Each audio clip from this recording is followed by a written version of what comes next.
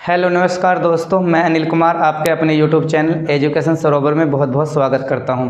पिछली क्लास में हमने इलेक्ट्रिक फील्ड के बारे में चर्चा की थी। अब इसे इलेक्ट्रिक फील्ड की चर्चा को और आगे बढ़ाते हैं, यानी अब पढ़ेंगे हम, यानी अब समझेंगे किस बात को, इलेक्ट्रिक फील्ड,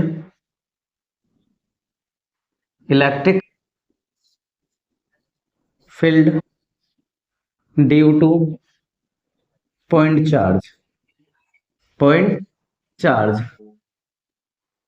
यानी कि मैंने बताया था पिछली क्लास में, आपको बताया था कि इलेक्ट्रिक फील्ड जो होता है एक्चुअल में power of the electric force की, यानी किसी भी, यानी इलेक्ट्रिक फोर्स की कितनी पावर है, कहाँ पे कितनी लग रही है, वो बताता हमारा इलेक्ट्रिक फील्ड।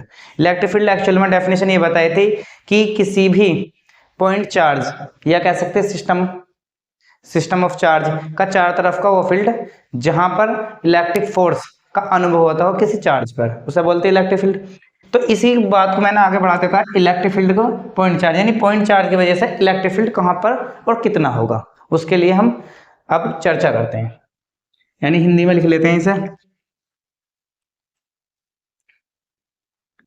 हिंदी में क्या बोलते हैं, बिंदु आवेश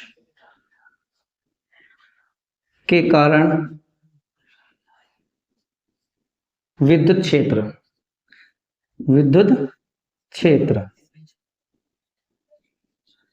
ठीक है। अब जैसे मैं बात करता हूं, आपने एक, ये कोई पॉइंट है, ठीक है, इसका चार्ज है आपका क्यों है, तो सीधी सी बात चार्ज है। अब इसका चार तरफ एक फील्ड होगा, उसे बोलेंगे इलेक्ट्रिक फील्ड।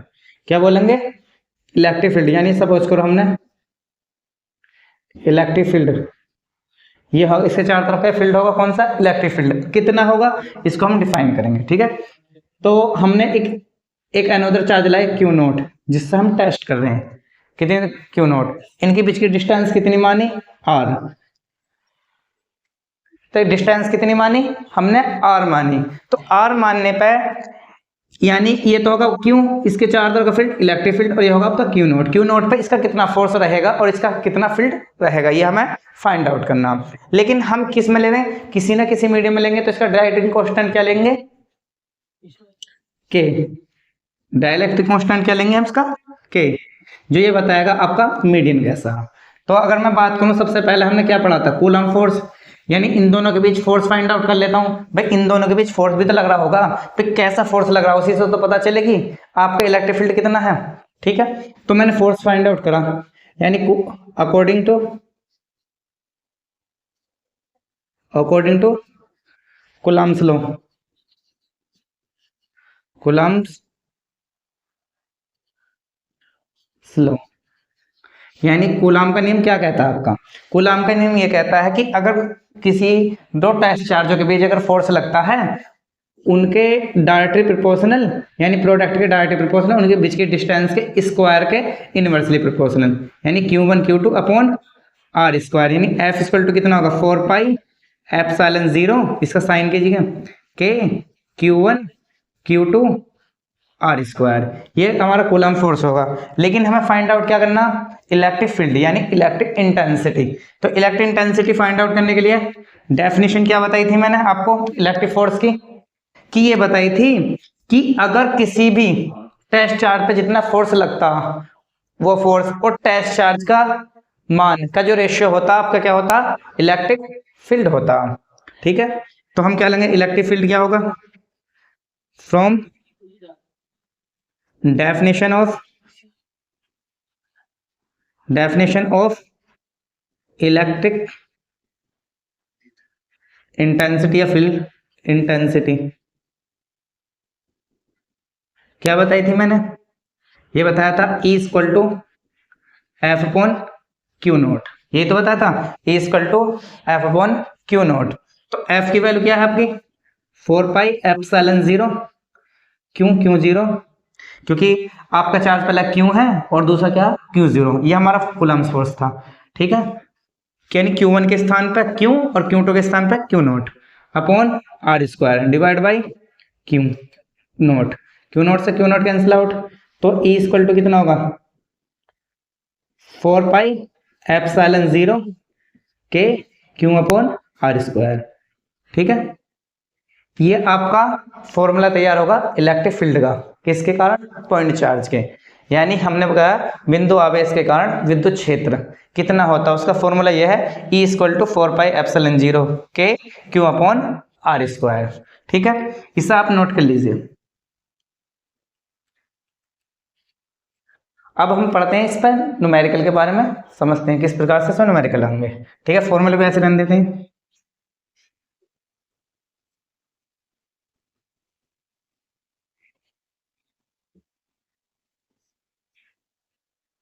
इस पर टू टाइप के न्यूमेरिकल्स आते हैं। एक तो आते हैं डायरेक्ट फॉर्मूला बेस्ड, एक आता है आपका इंटेंसिटी पूछने के लिए, इंटेंसिटी कहाँ पे जीरो होगी और कहाँ पे मैक्सिमम होगी, ये वाली पूछता। जैसा कि अगर मैं बात करूं आपसे, ये आपके पास कोई पॉइंट चार्ज है, यानी प्लस के 2 म्यू सी है, पॉइंट चार्ज है, और ये आपके पास दूसरा चार्ज है यानी माइनस के, चलो हम प्लस के 5 म्यू सी। ठीक है, अगर आपसे पूछ लगा इलेक्ट्रिक फील्ड कहाँ पे, इन दोनों के बीच डिस्टेंस है 5 मीटर। आपसे पूछ लगा कि आप में इसमें बताइए लार्ज कौन सा 5 और कम कौन सा 2। आपसे पूछ लगा कि लार्ज से 2 सेंटीमीटर की दूरी, 2 मीटर की दूरी पर, यानी लार्ज से 2 मीटर की दूरी ये होगी, 2 मीटर की दूरी पर इलेक्ट्रिक फील्ड कितना होगा, इलेक्ट्रिक फील्ड कितना होगा, कितनी मीटर पे, 2 मीटर की दूरी पर। यहाँ पर इस पॉइंट पे पूछ रहा, तो इस पॉइंट पे पूछने के लिए आपके पास पॉजिटिव चार्ज है दोनों। ठीक है, तो इस पर फाइंड आउट करने के लिए सबसे पहले हम क्या निकालेंगे, नॉर्मली बात है, या तो आप फॉर्मूले से निकाल लें और या विदाउट, या तो आप फोर्स के फॉर्मूले से निकाल सकते हैं या ई का हमने फॉर्मूला बनाया उससे निकाल सकते हैं। ठीक है, तो फॉर्मूला क्या है ई का, ई इक्वल टू क्या है 4πε0 के Q1 Q upon R square, ये आपका फॉर्मूला है।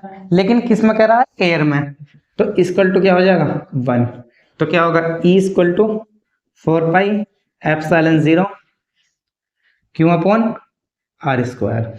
ठीक है, अब किस चार्ज से पूछ रहा है, बड़े चार्ज से, केवल बड़े चार्ज से। तो इसकी वैल्यू कितनी है आप जानते हैं, हमने पीछे बताया था कितना, 4πε0 की वैल्यू होती है 9 × 10⁻9 न्यूटन, न्यूटन मीटर स्क्वायर पर कूलम स्क्वायर, ये होती है। इसकी वैल्यू यहाँ पर आ गई। और क्यू की वैल्यू कितनी है 2 म्यू सी अपॉन आर की वैल्यू 5 मीटर का स्क्वायर, यानी 5 मीटर नहीं 2 मीटर, सॉरी 2 मीटर का स्क्वायर। ये बात समझे। और मैंने आपको वीडियो में बताया था अगर कहीं म्यू है तो उसका मान कितना होता, म्यू का मान होता 10⁻⁻⁶। अब ये म्यू कूलाम है तो इसका म्यू सी है तो कूलाम आ जाएगा। ठीक है, तो 9 10⁻⁹ मल्टीप्लाई 2 10⁻⁻⁶ बटे इसका 4 हो गया। अब मल्टीप्लाई करी हमने, देखो इतनी डिवाइड हुआ 2 से, और ये 2 से कितने हुआ 4.5 बार, तो यानी कितना हुआ 4.5 और 10⁻⁹ में 6 गए 3 न्यूटन पर कूलम। ये आपका आगा इलेक्ट्रिक फील्ड। समझ में आया? दोबारा से बताता हूँ, ये आपके दो टेस्ट चार्ज दे रखे हैं, यानी एक 2 माइक्रोकूलम एक 5 माइक्रोकूलम। तो ये कह रहा है कि बड़ा वाला जो चार्ज है उससे कितनी डिस्टेंस पर, 2 मीटर की डिस्टेंस पर हमें आपको इलेक्ट्रिक फील्ड बताना, यानी इलेक्ट्रिक इंटेंसिटी, यानी इस चार्ज का इलेक्ट्रिक फील्ड कितना होगा। तो आपके पास फॉर्मूला क्या है, E इक्वल टू 4πε0 के Q अपॉन R स्क्वायर। के डिपेंड बताता है कि आपको मीडियन क्या, मीडियन दे रखा आपका एयर या वैक्यूम, उसके लिए 1 होता, मैंने 1 बता दिया। और इसकी वैल्यू आपकी 9 10⁻⁹ फिक्स होती है, और ये आपकी कैलकुलेशन है 4.5 10⁻³ न्यूटन प्रति कूलम आ गया। समझ में आया? एक तो टाइप के ये आते हैं क्वेश्चन। एक क्वेश्चन जो सबसे ज्यादा बार पूछा हुआ आपके बोर्ड के एग्जाम में या किसी एनी अदर कंपटीशन में पूछा हुआ क्वेश्चन है, उसे मैं करा देता हूं। ठीक है, जो सबसे ज्यादा पूछा हुआ क्वेश्चन है, देखो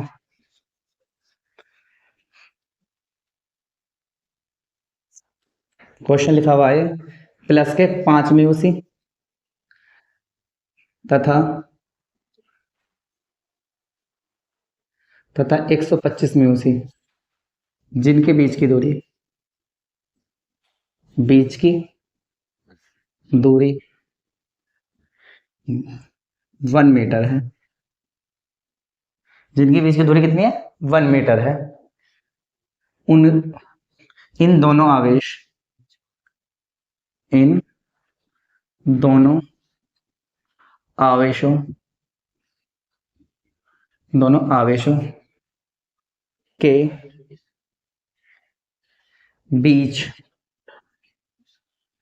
किस बिंदु पर या कहां, किस बिंदु पर या कहां विद्युत क्षेत्र की तीव्रता या कहां विद्युत बीच किस बिंदु पर विद्युत क्षेत्र की तीव्रता शून्य होगी,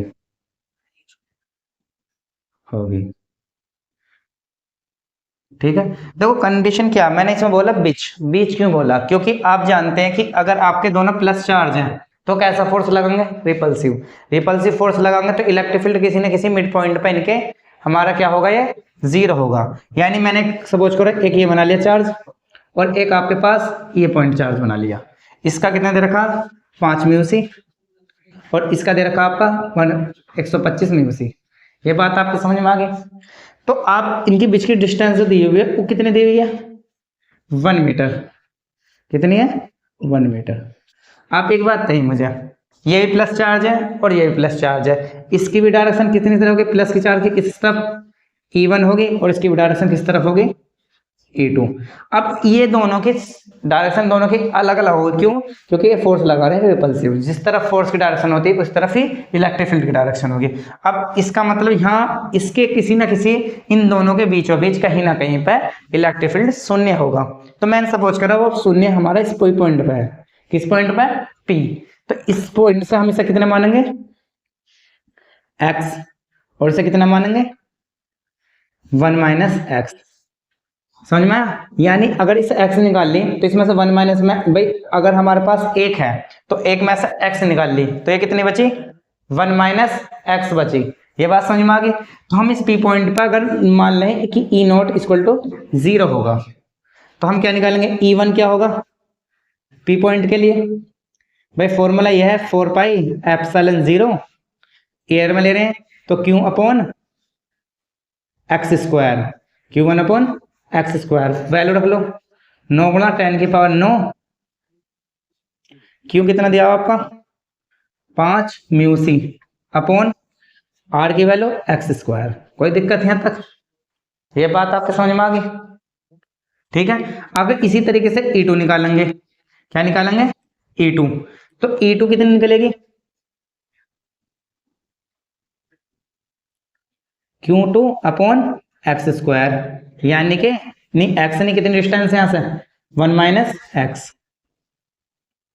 चलो मैं डू नोट कर लेता हूँ, इससे ए कह दूं इससे बी कह दूं, तो ये ए का हो जाएगा AP, ये क्या हो जाएगा BP, ठीक है। और दोनों कैसी क्वांटिटी वेक्टर क्वांटिटी है, क्योंकि इलेक्ट्रिक फील्ड कैसी होती है वेक्टर क्वांटिटी होती है। तो ये होगा एक्स स्क्वायर, यानी कि क्या होगा 9 10 की power 9 multiply 125 mu C upon 1 minus के एक्स स्क्वायर। ये बात समझ में आ गई, ठीक है। ये आपने इस बात समझी, ये हमारा इलेक्ट्रिक फील्ड का फॉर्मूला। अब मैं इसे थोड़ा सा आगे सोल्व कर लेता हूँ। रिजल्टेंट कितना होगा E इक्वल टू जो इसका परिणामी तीव्रता होगी क्या होगी E1 plus E1 minus E2 equal to क्या होगी 0 पूछ रहे हैं क्योंकि 0 पे है, तो क्या होगा E1 इक्वल टू E2। 0 कब होंगे जब दोनों बराबर होंगे, तो इसकी वैल्यू क्या E1 की 4 पाई एप्सिलॉन 0 कितना 5 mu C upon x square, इसकी वैल्यू कितनी है 4 पाई, यानी 9 भी रख लो चाहे ऐसे रख लो कैंसिल आउट हो जाएगा। ये कितना हुआ, चलो वो ये रख देते हैं वैल्यू डायरेक्ट। कितनी वैल्यू बताई थी मैंने इसकी 9 10 की पावर 9, इसकी कितनी है 9 10 की पावर 9, ठीक है। ये बात समझ में आई। अब इसके बाद इसकी कितना 125 mu C upon 1 minus x का स्क्वायर, ठीक है। ये आपका बच गया 125 म्यू सी कैंसिल आउट, इससे ये कैंसिल आउट 5 पंजे 25, कोई दिक्कत है यहाँ तक? यानी कि 1/x² और ये बचा आपका 25 अपॉन 1 - x²। ये बात आपके समझ में आया? 1 - x का होल स्क्वायर। इसे नोट कर लीजिए। अब इसे आगे को हम सोल्व करते हैं। ठीक है, ये तो आपने नोट कर लिया। अब इसे मैं रफ कर देता हूं।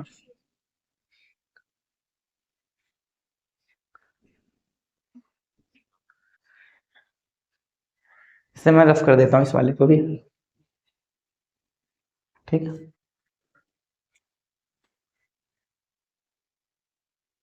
ठीक। ये क्या बचा आपके पास? ये बचा आपका 1 x² यानी 25 1 - के x का whole square.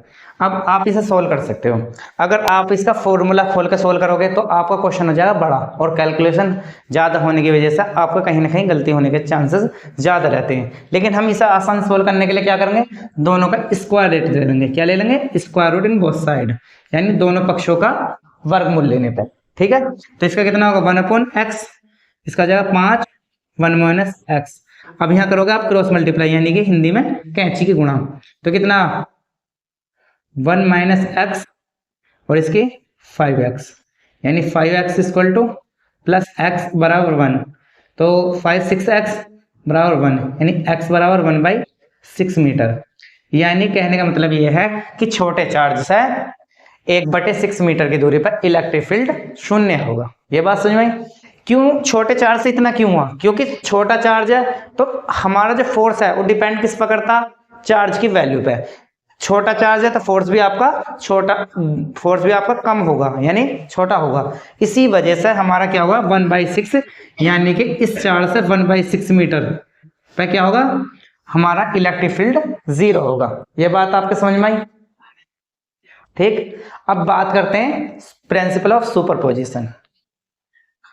Principle of superposition.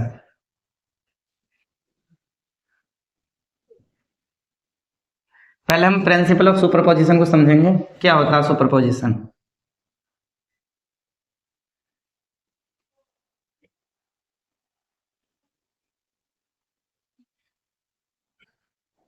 बात करेंगे किसके बारे में? सुपरपोजिशन। सुपरपोजिशन प्रिंसिपल, यानी कि अध्यारोपण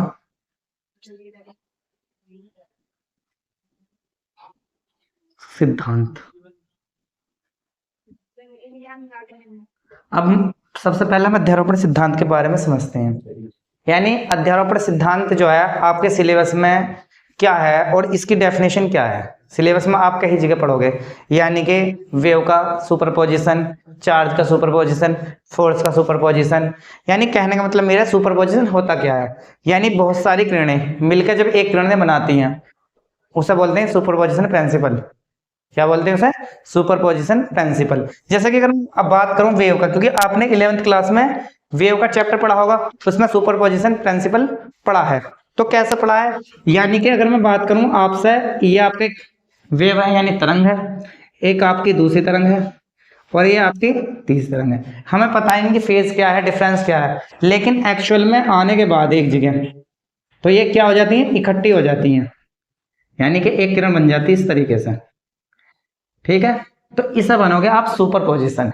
यानी कहने का मतलब ये है कि इनका जो डिस्प्लेसमेंट होगा इनके वेक्टर सम के बराबर होगा। किसके सम के बराबर होगा? Vector sum. यानी कि ऑल, यानी इनका total displacement equal to the vector sum of each wave. यानी इसी तरीके से हम सुपरपोजिशन को फाइंड आउट करेंगे। किसके अकॉर्डिंग? फोर्स के, यानी कि फोर्स के अकॉर्डिंग करेंगे। देखते हैं कैसा कैसा होता है। यानी superposition principle of electric force, short में इलेक्ट्रिक ईएफ डाल सकते हैं।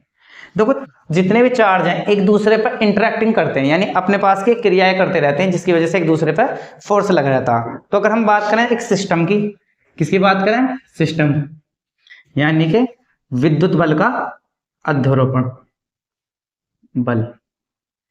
जैसे अगर मैं बात करूं आपसे, ये आपके पास कोई चार्ज है यानी Q1 चार्ज है, एक चार्ज आपके पास सिस्टम, चार्ज ऑफ सिस्टम ले रहेगा Q2, ये Q3, ये Q4, ये 5, ये 6। तो ये डिस्टेंस कितनी होगी R12, क्योंकि 1 से 2 की तरफ है इसलिए R12। ये कितनी होगी R13, ये R14, ये R15, ये R16, इस तरीके से ये R1n। समझ में आया? अभी मैंने क्या बताया, सुपरपोजिशन। सबका फोर्स अगर मैं बात करूं इस चार्ज के कारण इस Q2 पर कितना फोर्स लगेगा, यानी कि Q force due to Q1 at charge Q2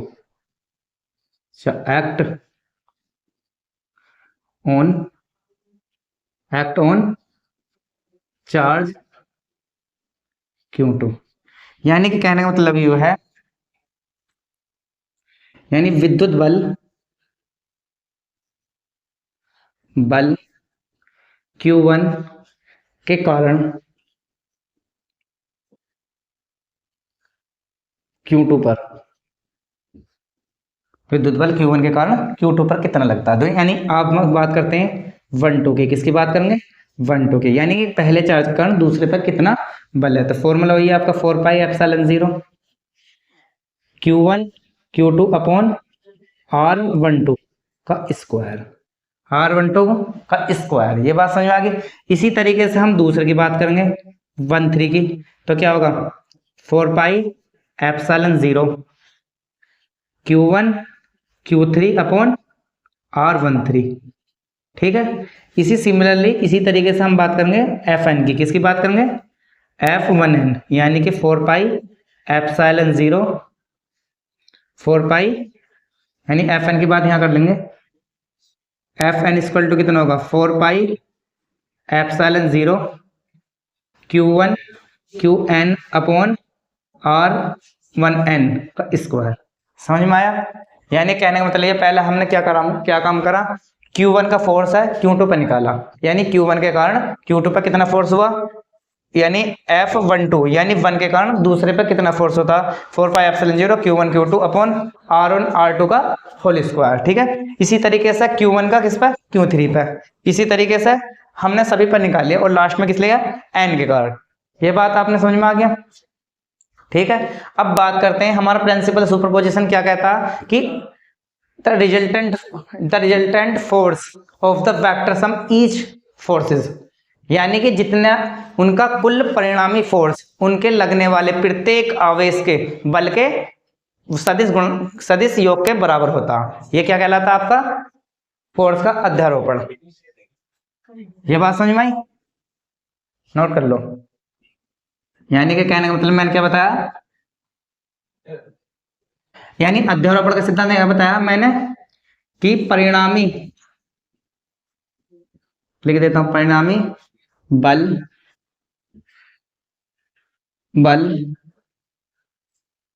कणों के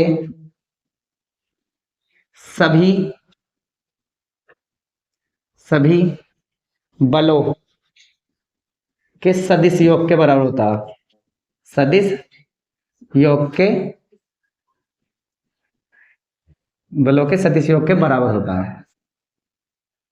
यानी कि कहने का मतलब ये है, the resultant force equal to the sum of the each forces interact charge Q1 बराबर होता है।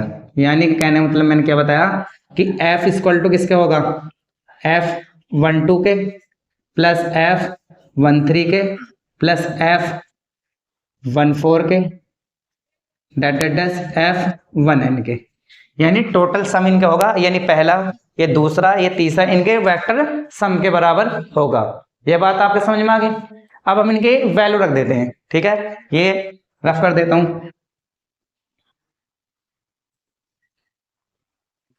तो F1 की वैल्यू क्या है, यहां पर सबने स्टार्ट करते हैं।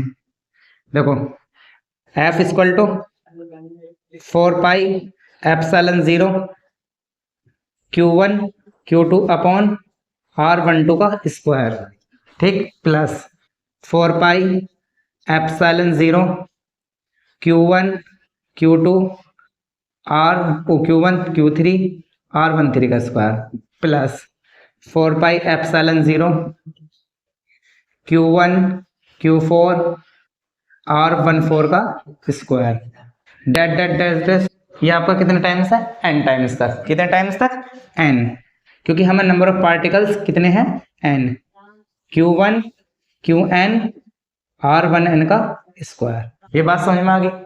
अब देखो इसमें एक चीज कॉमन है आपको, ये आपको सब में कॉमन दिखाई दे रहा, आपका Q1 भी कॉमन दिखाई दे रहा, ये आपका कॉमन है, Q1 है, Q1 है, क्योंकि Q1 के ही कारण सब चार्ज पे फोर्स लग रहा, ठीक है। तो एक Q1 और ये हमने सब क्या ले लिया, कॉमन ले लिया। कॉमन का मतलब जो सब में एक साथ से बाहर ले लेते हैं, यानी कि HCF। 4 पाई एप्सिलॉन 0 Q1 बाहर ले लिया, तो आपके पास क्या बचा, Q2 अपॉन R12 का स्क्वायर प्लस Q कितना हुआ 3 R13 का स्क्वायर, डेट डेट डैश कितना हुआ Qn R1n का स्क्वायर। ये हो गया, ये क्या होगा आपका सुपरपोजिशन ऑफ फोर्सेस। ये बात आपके समझ में आई। अगर इसे हम सम लिखें तो आपने देखा होगा ये वाली बात कि 1 + 2 + 3 डेट इज अगर n टाइम्स है उसे हम क्या लिख देते हैं, सिग्मा n लिख देते हैं। क्या लिख देते हैं, सिग्मा n। इसका मतलब क्या है कि टोटल का सम n के इक्वल है। अगर इसे हम एक्सपेंड करेंगे तो ये होगा। तो इसी तरीके से, ठीक है, तो इसे कैसे लिखेंगे हम, 4 pi epsilon 0 summation i equal to कितने से लेंगे आप, यानी i इक्वल टू 2 से लोगे। कितने लोगे आप, i इक्वल टू 2 से, तो ये कितना होगा Q1 Qi और क्या होगा R1 Ri, कहाँ तक लेगा, i इक्वल टू n तक। तो इसे हम एक साथ लिख सकते हैं, ये होगा हमारा प्रिंसिपल ऑफ सुपरपोजिशन। क्या होगा, प्रिंसिपल ऑफ सुपरपोजिशन। ये आपके पास समझ में आ गई। अगर ये वीडियो आपको अच्छी लगी है तो आप कमेंट कीजिए, हमारे चैनल को सब्सक्राइब कीजिए।